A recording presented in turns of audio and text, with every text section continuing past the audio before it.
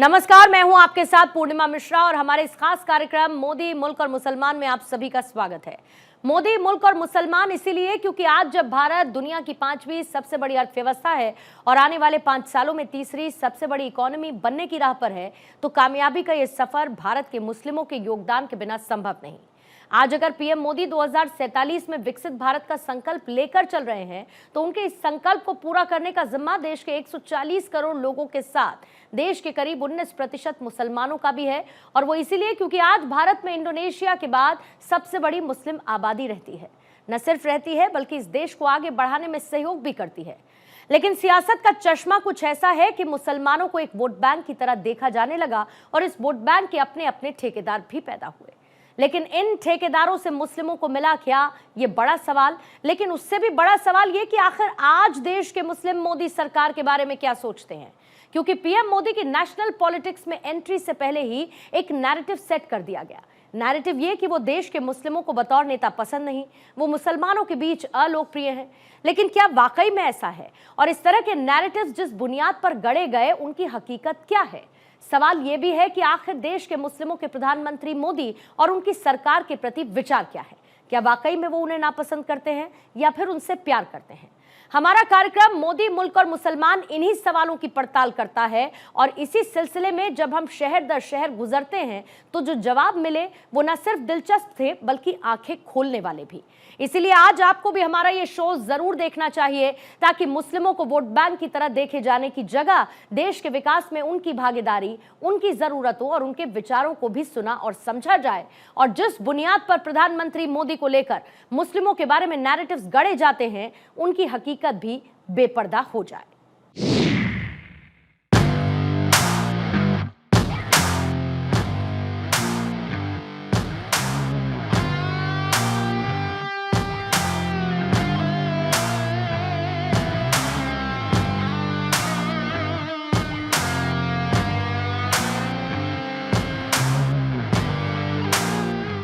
भुला दूं कुछ गलतियां उनकी जो खुद भी सुधर जाऊं, आ जाए थोड़ा अदब मुझ में, मैं भी लखनऊ हो जाऊं। आदाब, नमस्कार। और आप देख रहे हैं भारत 24 की स्पेशल एडिशन में मोदी, मुल्क व मुसलमान। आज हम लखनऊ में मौजूद हैं और लखनऊ को नवाबों का शहर भी कहा जाता है, अदब का शहर भी कहा जाता है। और किसी ने बड़ी खूब एक बात कही है कि अगर आप लखनऊ में हैं कि मुस्कुराइए कि आप लखनऊ में हैं। लखनऊ की जो पहचान है वो उसके अदाकारी के लिए, शेर व शायरी के लिए, और यहाँ की जो धरोहर है, जो कि हमारे ठीक पीछे जो आप देख पा रहे होंगे कि लखनऊ की ये सबसे पुरानी धरोहर, जिसकी आइडेंटिटी लखनऊ की ये पहचान है, रूमी गेट, जो ये लखनऊ के ये पुराने लखनऊ में ये स्थित है, ये पुरानी धरोहरों में आता है। और आज हम लखनऊ के सरजमी से और लखनऊ के ग्राउंड से ये हम जानने का प्रयास करेंगे कि यहाँ की जो मुस्लिम हैं, जो मुस्लिम समुदाय के जो लोग हैं, उनके दिल में प्रधानमंत्री नरेंद्र मोदी के लिए कितनी मोहब्बत है। तो सबसे पहले शुरुआत हम आपसे करते हैं। क्या नाम है आप? मेरा नाम जाफर नकवी है और जिस मुद्दे पे आज आपका ये एक मंच का संचालन जो आप... जाफर जी, आप क्या करते हैं पेशे से? मैं प्रॉपर्टी का काम करता हूँ, मेरा रियल एस्टेट का काम है। देखिए, सबसे बड़ी बात तो मैं आपको ये बता दूं कि मेरा जो एपिसोड है मोदी, मुल्क व मुसलमान, ये एक हमारे स्पेशल एडिशन है। तो इसमें हम ये जानने का प्रयास करेंगे कि जो देश के जो मुसलमान हैं, उनके दिल में नरेंद्र मोदी के लिए क्या मोहब्बत है, उनकी जो योजनाएं हैं वो मुसलमानों के लिए कितना कारगर साबित हुई है। देखिए, देश के मुसलमानों के लिए नहीं, बहुसंख्यक और अल्पसंख्यक देश के तमाम जनमानस के लिए मोदी जी ने काम किया, किसी विशेष समुदाय या विशेष वर्ग के लिए काम नहीं किया। अब बात ये करते हैं क्या मोदी से मुसलमानों को मोहब्बत है या मोदी जी को मुसलमानों से मोहब्बत है। ये वो चीज है जिसको समझना होगा कि उन्होंने अपने नारे में कहा कि हम सबका साथ, सबका विकास, सबके विश्वास की बात करते हैं। किसी जाति सूचक इसमें टिप्पणी नहीं की कि हम अगड़े की बात करेंगे, हम पिछड़े की बात करें, उन्होंने देश में ये कहा कि मुसलमान की देश में दो ही जाति या गरीबों की है या अमीरों की है। उन्होंने ये नहीं कहा कि ठाकुर अलग है, पंडित अलग है, मुसलमान अलग है, शिया अलग है, सुन्नी अलग है। तो उन्होंने जो मानसिकता का जो प्रचार प्रसार किया उसमें ये कहा कि हम तमाम उन लोगों के लिए काम करना चाहते हैं जो इस देश के नागरिक हैं। उनके लिए किसी विशेष समुदाय, विशेष वर्ग के लिए कोई अलग जगह नहीं थी। तमाम योजनाएं, आप देश में आयुष्मान योजना देखिए कि कितने लोगों को आयुष्मान योजना से लाभ मिला। वो लाभ इसलिए मिला क्योंकि हमने कहा कि सबका साथ सबका विकास की बात की। आप देखिए किसान सम्मान निधि की बात की तो किसानों को सम्मान मिला, तो वो नीति थी किसान सम्मान निधि की। आज आप गांव देहात में निकल जाइए और मकानों को देखिए कि प्रधानमंत्री आवास योजना के तहत तमाम उन लोगों को मकान मिला जिनको कभी मकान नहीं मिला। तो ये मोदी की नीति थी और देश के लिए थी, किसी समुदाय विशेष के लिए नहीं थी। मैं वापस आपके पास लौटता हूँ। आपसे एक सवाल है कि तमाम विपक्ष हैं वो ये कहते हैं कि मुसलमानों के हित में नहीं हो रहा है मोदी की सरकार में, तो इस पे आप क्या कहेंगे? क्या मोदी जी मुसलमानों के हित में कोई कार्य नहीं किए? नहीं, इसमें तो कोई भेदभाव नहीं हो रहा है। वही सबका साथ सबका विकास वाली बात चल रही है। अगर राशन मिल रहा है तो उसमें ये देख के थोड़ी जा रहा है कि ये राम शंकर है या ये रहमान है। राशन भी दिया जा रहा है तो हिंदू मुस्लिम कोई भेदभाव, सबको राशन बट रहा है। मतलब जो राशन वगैरह जो मोदी जी ने जो चलाया था कि सभी को राशन मिलेगा, सबका साथ सबका विकास का एक नारे के साथ जो वो चल रहे थे, उसमें राशन क्या मतलब किसी एक समुदाय के लिए या कोई भेदभाव से राशन नहीं, सबको राशन दिया जा रहा है, चाहे उसमें मुसलमान हो, चाहे हिंदू हो, चाहे सिख हो, चाहे ईसाई हो, सबको राशन दिया जा रहा है। और जितनी योजनाएं हैं उसमें भी ये कि किसी का चेहरा नहीं देखा जा रहा है, किसी की जात नहीं देखी जा रही है, सिर्फ ये देखा जा रहा है कि सबका साथ और सबका विकास। और मोदी जी जो हैं सबका साथ सबके विकास पे ही काम कर रहे हैं। आप युवा हैं जी, क्या नाम है आपका? मेरा नाम शिवा है।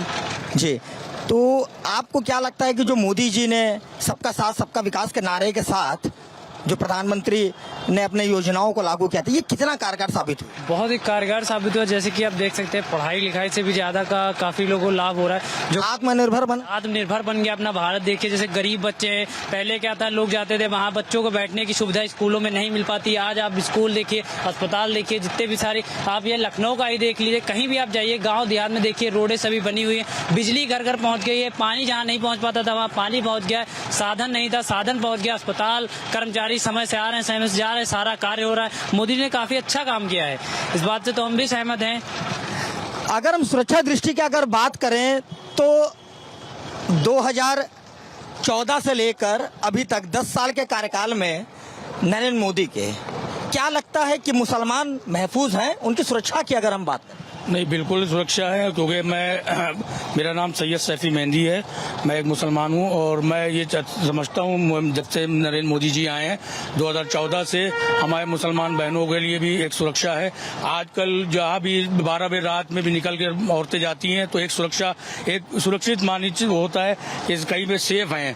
पहले ये होता था कि गुंडागर्दी और बड़ा बदमाशी ये सब होता था, मगर हमारी सरकार में ये जब से मोदी जी की सरकार है तो ये सब गुंडागर्दी सब खत्म हो चुकी है और हम लोग सेफ है, हर मुसलमान सेफ है इनकी सरकार में। अच्छा, तमाम ऐसे भ्रम की भी स्थिति बनी हुई है कि मुसलमान जो है वो प्रधानमंत्री मोदी से खुश नहीं है, तो इस पे आपका क्या विचार? नहीं, ये जो जिसने भी ये चीज कहा है तो वो गलत कहा है। ऐसा नहीं, हर मुसलमान खुश है क्योंकि हर नीति मुसलमान को भी मिल रही है, चाहे वो पढ़ाई का पर हो, चाहे वो अस्पताल का हो, चाहे शादी योजना का भी मामला है, वो जो बेटी की शादी में पैसा दे रहे हैं तो हर मुसलमान को मिल रहा है। और अभी हमारे बड़े भाई ने भी कहा कि उनको राशन का है, मतलब कोई मुसलमान ऐसा नहीं है कि जिसको राशन, लॉकडाउन में हर मुसलमान को राशन मिला है, ऐसा नहीं है कि सिर्फ एक हिंदू को मिला है, मगर हर मुसलमान को राशन मिला है, सबने मुसलमानों ने राशन लिया है। देखिए, अगर हम बात करें कि दंगों की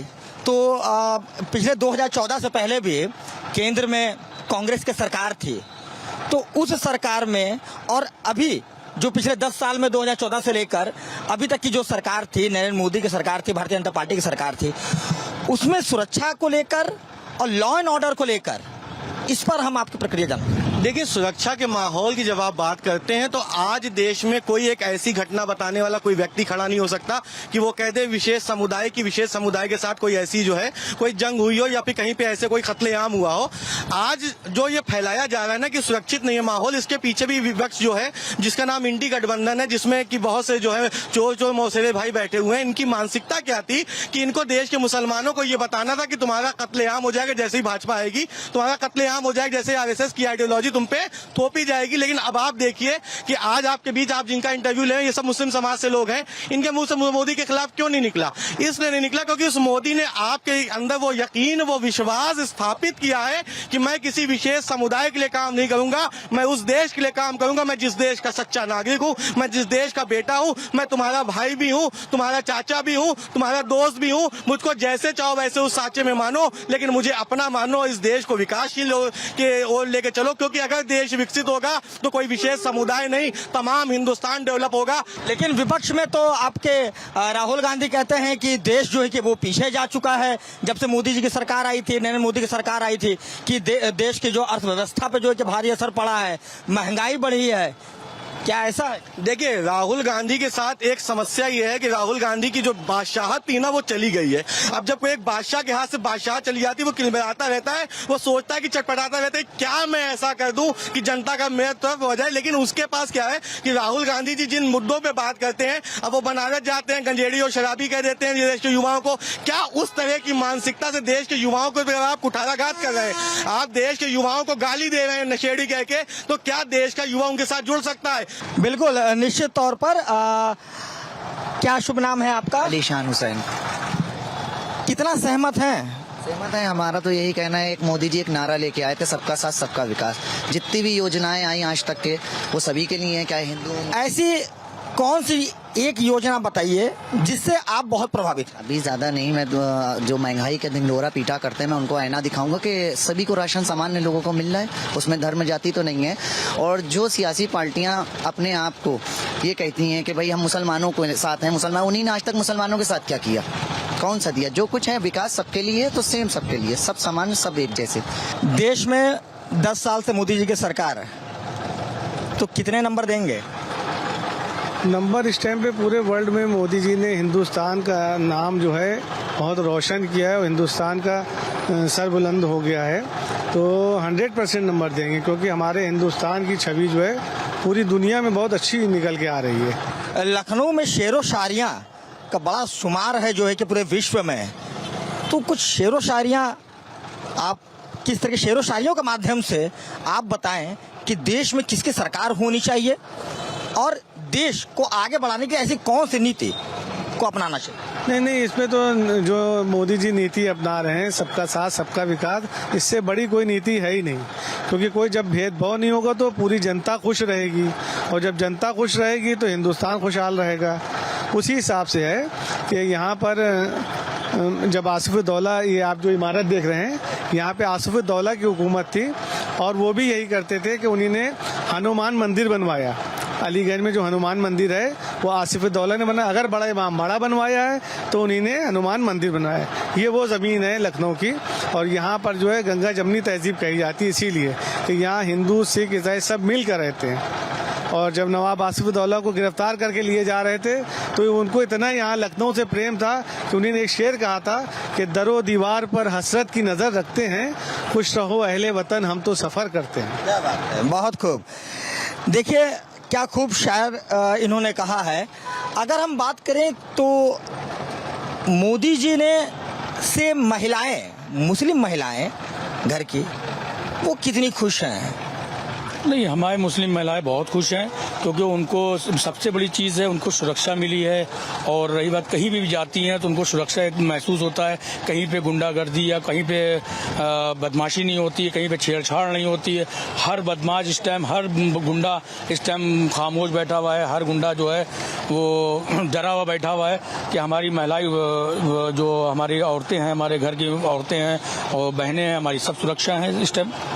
बिल्कुल। देखिए आपसे एक चीज़ मैं जानना चाहूँगा कि तमाम प्रकार से जो किस तरीके से बातें आती थी कि अब देश के मुसलमानों का रास्ता साफ हो चुका है, तमाम पार्टियां हैं, अब तो एक पीडीएम भी मैदान में उतर गई है, पिछड़ा, दलित और मुस्लिम। तो मुस्लिम वोट पाने के लिए तमाम चुनावी मैदान, चुनावी रण आप देख रहे हैं। तो अगर नरेंद्र मोदी के अगर कंपैरिजन में अगर हम कहें तो किसके तरफ क्या आपका रुझान होना चाहिए? देखिए, जिस पीडीए की आप बात कर रहे हैं, जिसमें पिछड़ा दलित और अल्पसंख्यक है, उसमें वो उस मुसलमान की बदनसीबी देखिए कि उसमें भी वो ए पे लास्ट में आता है। तो ये वो अल्पसंख्यक है जिससे हमेशा चादर बिछवाई गई और दरी बिछवाई गई। झंडा उठाना है तो मुसलमान चाहिए, डंडा खाना हो तो मुसलमान चाहिए, जेल जाना हो तो भी मुसलमान चाहिए। लेकिन जब विधायक बनना हो, सांसद बनना हो, एमएलसी बनना हो, तो सबसे पहले परिवार के अपने चाचा भतीजे याद आ जाते हैं। उसके बाद जो बच जाते हैं वो यारों याद आ जाते हैं। और उसके बाद जब कोई नहीं बचता तो कहते हैं चलो सबका खैरात में कुछ बांटना है तो एक दो मुसलमानों को दे दो। तो आप ये सोचिए कि जिस पार्टी के कद्दावर नेता आजम खान जेल में है, आजम का आ नहीं निकलता। और इसके अलावा आप देखिए कि कानपुर में इरफान सोलंकी जेल में है, इरफान का आ ही नहीं निकलता। अभी मुख्तार अंसारी का देहांत हो गया, उसमें मां नहीं निकला। तो यहाँ स्थितियां ये हैं कि आप नाम लेने से डरते हैं, लेकिन वोट मुसलमानों को चाहिए। इससे पहले इनके पूजनीय पिताजी स्वर्गीय मुलायम सिंह यादव, जिनको मुल्ला मुलायम सिंह यादव लोग कहा करते थे, उन्होंने भी मुसलमानों को ठगने का काम किया। अब आदरणीय अखिलेश यादव जी आ गए हैं, ये भी बहुत इफ्तार पार्टी में शामिल होकर मुसलमानों की टोपी पहनकर मुसलमानों को टोपी पहनाने का काम करते हैं। तो अब आपको ये समझना होगा और देश के मुसलमानों को भी समझना होगा। और आपका चैनल मुझे लगता है पूरे विश्व में सबसे लोकप्रिय चैनल है जो ये दिखाता है कि सच क्या है, हकीकत क्या है और जमीन की खबर क्या है। तो देश के मुसलमानों को आपके चैनल से भी संदेश जाना चाहिए कि इस तरह की पीडीए वाली जो रणनीति है, ये तीसरा मोर्चा चौथा मोर्चा सब आएंगे और सिर्फ मुसलमानों को बलगलाएंगे, मुसलमानों का वोट खाएंगे। आज मोदी के शासनकाल में मुसलमान और हिंदू बराबर से अगर रहता है तो ये मोदी का शासनकाल है। क्योंकि मोदी के ऊपर एक शेर सुना के बात को खत्म करता हूँ कि मिटा दे अपनी हस्ती को अगर तू मर्तबा चाहे, कि दाना खाक में मिलकर गुले गुलजार बनता है। देखिए, अगर एक बात अगर कहूँ कि तमाम प्रकार की जो भ्रामकता है, जैसे कि अभी जफर साहब ने भी, आपका नाम शुभ जफर साहब हैं, जफर साहब ने भी अभी बताया कि तमाम प्रकार की जो संवेदनाएं हैं वो नरेंद्र मोदी की है मुसलमानों के प्रति। तो क्या लगता है कि जो आगामी जो 2024 का जो चुनाव है, ये कितना जो है मुसलमान के लिए, मुसलमान, जैसे कि अभी एक भाई से भी बात हो रही थी, भाई से, तो वो कह रहे हैं कि कुछ लोग हैं जो भ्रामक स्थितियां फैला रहे हैं, बता रहे हैं कि वो मुसलमान को जो है कि देश के बाहर भेज देंगे। तो क्या ये रियलिटी यही है? नहीं, देखिए, जहाँ तक कि आप मुसलमान की बात कर रहे हैं तो हम लोग के यूपी में एक देवबंद इलाका है, वहाँ काफ़ी तादाद मुसलमानों के, वहाँ से भारतीय जनता पार्टी का सांसद जीता था। तो ऐसा नहीं है, मुसलमान अब की हमारे हिसाब से तो पूरा मन बनाए हुए है कि वो भारतीय जनता पार्टी को ही वोट देगा। क्योंकि जहाँ पर विकास हो रहा है, हर आदमी विकास चाहता है। सड़कें टूटी हों वो नहीं चाहता है, लोग भूखे मर रहे वो नहीं चाहता है, बगैर दवा इलाज के मर जाएं वो ये नहीं चाहता है। तो ये मोदी जी की सरकार में दवा के लिए कितना अच्छा इंतज़ाम है, सबके कार्ड बन चुके हैं, दवाइयाँ मिल रही हैं उनको, सड़कें गड्ढा मुक्त हो चुकी हैं। सड़कें आप देख रहे हैं यहाँ की सड़क का क्या आलम है, कितनी अच्छी सड़क बनी हुई है। ऐसे ही पूरे हिंदुस्तान में विकास की एक आंधी आई हुई है। तो नरेंद्र मोदी के पास सबको भरोसा है और विश्वास है। आइए हम कुछ और भी लोगों से बात करने का प्रयास करेंगे यहाँ पर कि लखनऊ का ये जो पुराना इलाका है, यहाँ पर एक भाईजान बैठे हुए हैं। भाईजान, आप दुकान लगाए हुए हैं, ये किस चीज़ की दुकानें हैं? ये भैया सोडे की दुकान है। कब से लगा रहे हैं यहाँ पर? ये कई साल हो गए हमको लगाते हुए। कई साल से लगा रहे हैं। तो कई साल से तमाम सरकारें भी आपने देखी होंगी, तमाम सरकारें आई भी और गई भी। 2014 से 2024 तक के अभी 10 सालों में प्रधानमंत्री नरेंद्र मोदी की सरकार थी। क्या मुसलमानों के दिल में नरेंद्र मोदी के लिए मोहब्बत है या नफरत? नहीं, मोहब्बत है, नफरत क्यों होगी? मोहब्बत क्यों है? जो काम अच्छा कहेगा उसके लिए मोहब्बत होगी। तो मतलब खुश हैं आप मोदी? बिल्कुल खुश हैं। मोहब्बत है? बिल्कुल। तो बिल्कुल, देखिए, निश्चित तौर पे हम यहाँ पर लखनऊ में यहाँ मौजूद थे और लखनऊ के यहाँ पर जो लोग हैं, जो यहाँ के जो मुस्लिम भाई लोग हैं, जो कि भाईजान भी कहते हैं, एक छोटा सा एक सवाल ले लेते हैं कि जफर साहब, नरेंद्र मोदी जी को क्या भाईजान मानते हैं? यकीनन देखिए भारतीय जनता पार्टी की, क्योंकि एक अभी आपने सुना होगा कुछ दिन पहले एक नीति चल रही थी कि मोदी भाईजान उसको कहा जाता है जिससे थोड़ी बहुत मोहब्बत होती है, जिससे थोड़ी बहुत उनसियत होती है। तो भाईजान किस लिए कहा गया? जब उनकी महिलाओं को ट्रिपल तलाक के नाम पे नमक कम होने की वजह से तलाक तलाक तलाक कह के तलाक दे दिया जाता था, तो महिलाओं की एक संवेदना उनकी हो जागी। जब ट्रिपल तलाक का कानून बना तो उस कानून में क्या हुआ कि संवेदना जागी कि वो एक ऐसा भाई है जो हमें तलाक देने से बचा रहा है, और ट्रिपल तलाक के कानून को बिल्कुल स्थगित करके खत्म कर दिया गया। धारा 370 की बात कीजिए, बहुत सी ऐसी योजनाएं हैं जिसने लोगों को, मोदी को ये बता दिया कि यदि तुम भूखे नहीं सोओगे, तुम्हारे लिए तुम्हारा भाई जिंदा है, तुम्हें अनाज पहुंचाएगा। वहां से भाईजान की जो है परिकल्पना स्थापित होती है।